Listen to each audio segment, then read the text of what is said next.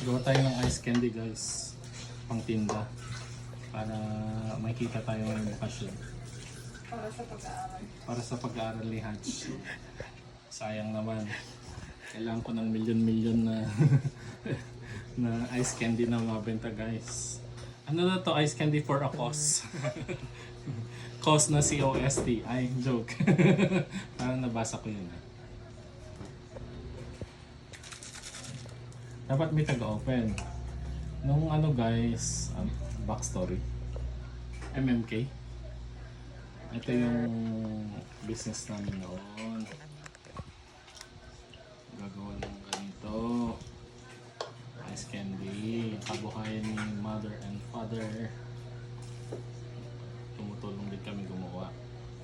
Kaya, kabisado ko na kung paano ang magbuhol. Kaya lang napapagalitan kami nun guys.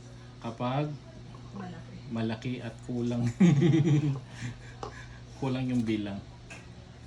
Kasi yung kita. 96 dapat. Pinanay pa lang. Ito, ang flavor niya ay avocado. Ayan siya guys. Ayan o. Ayan. Tapos may embudo.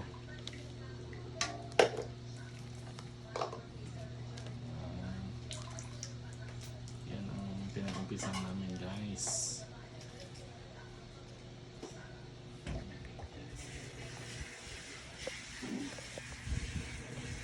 Gusto nga mag-franchise ni Hatch daw ng ganito.